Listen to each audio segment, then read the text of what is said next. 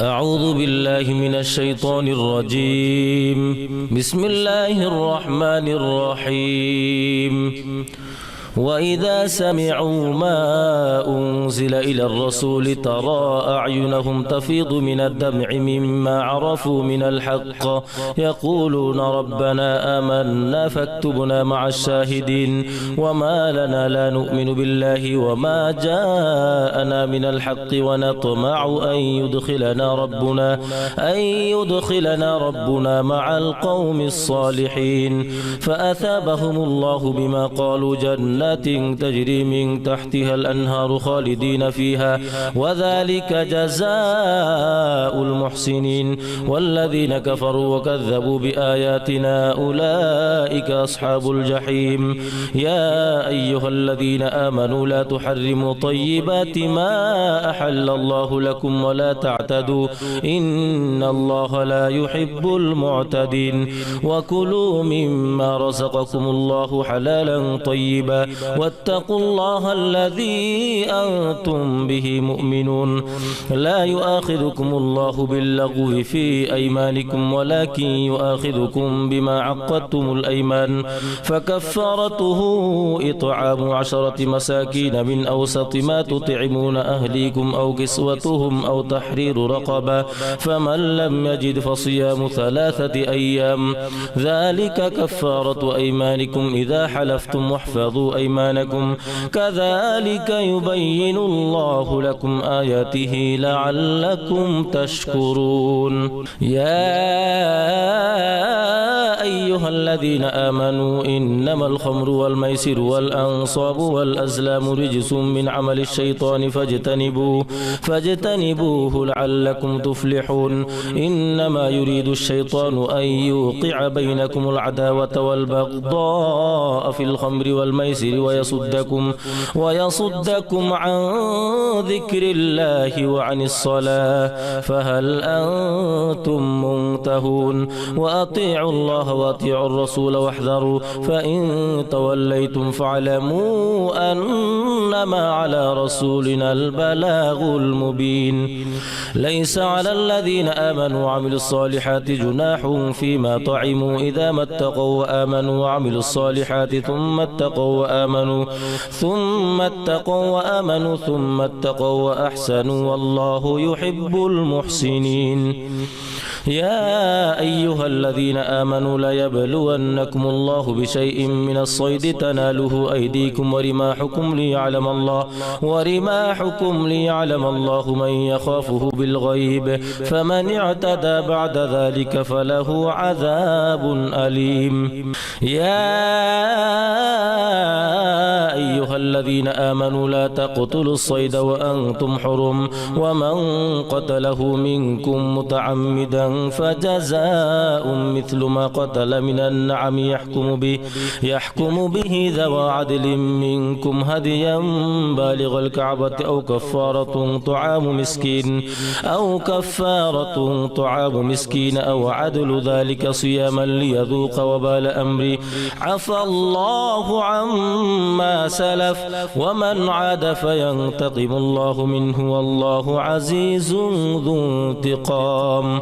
أحل لكم صيد البحر وطعامه متاعا لكم وللسيارة وحرم عليكم صيد البر ما دمتم حرما واتقوا الله الذي إليه تحشرون. جعل الله الكعبة البيت الحرام قياما للناس والشهر الحرام والهدي والقلائد ذلك لتعلموا أن الله يعلم ما في السماوات وما في الأرض وأن الله بكل شيء عليم. اعلموا أن الله شديد العقاب وأن الله غفور رحيم. ما على الرسول إلا البلاغ والله يعلم ما تبدون وما تكتمون. قل لا يستوي الخبيث والطيب ولو أعجبك كثرة الخبيث فاتقوا الله يا أولي الألباب لعلكم تفلحون. يا أيها الذين آمنوا لا تسألوا عن أشياء إن تبد لكم تسؤكم وإن تسألوا عنها حين ينزل القرآن تبد لكم عفى الله عنها والله غفور حليم. قد سألها قوم من قبلكم ثم أصبحوا بها كافرين. ما جعل الله من بحيرة ولا سائبة ولا وصيلة ولا حام ولكن الذين كفروا يفترون على الله الكذب وأكثرهم لا يعقلون.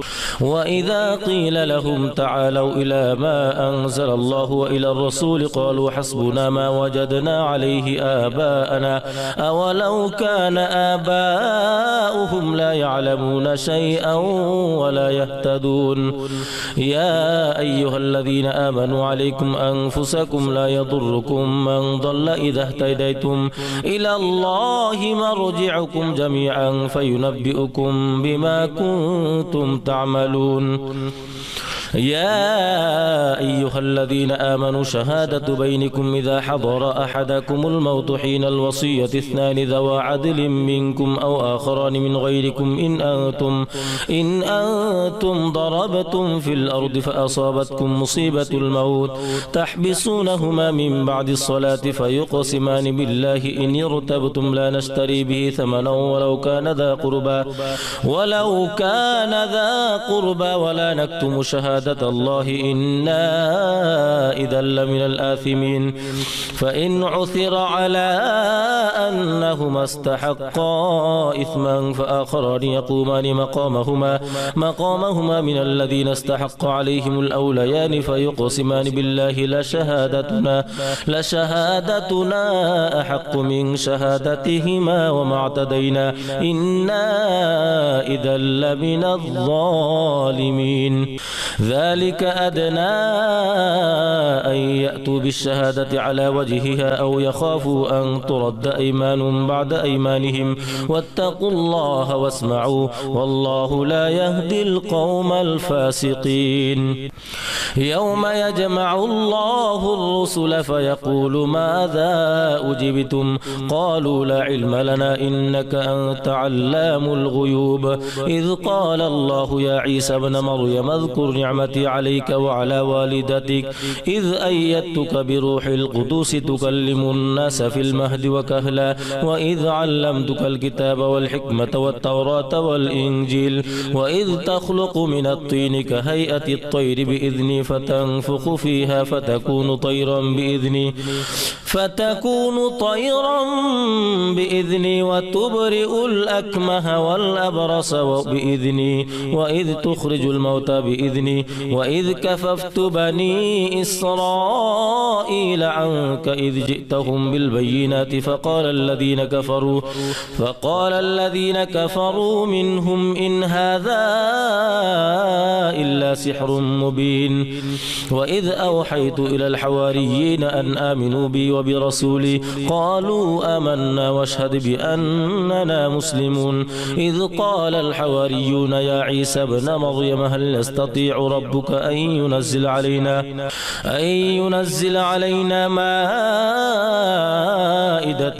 من السماء قال اتقوا الله إن كنتم مؤمنين. قالوا نريد أن نأكل منها وتطمئن قلوبنا ونعلم أن قد صدقتنا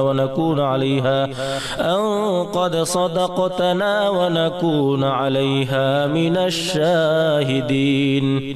قال عيسى ابن مريم اللهم ربنا أنزل علينا مائدة من السماء تكون لنا عيدا لأولنا وآخرنا وآية منك وارزقنا وأنت خير الرازقين.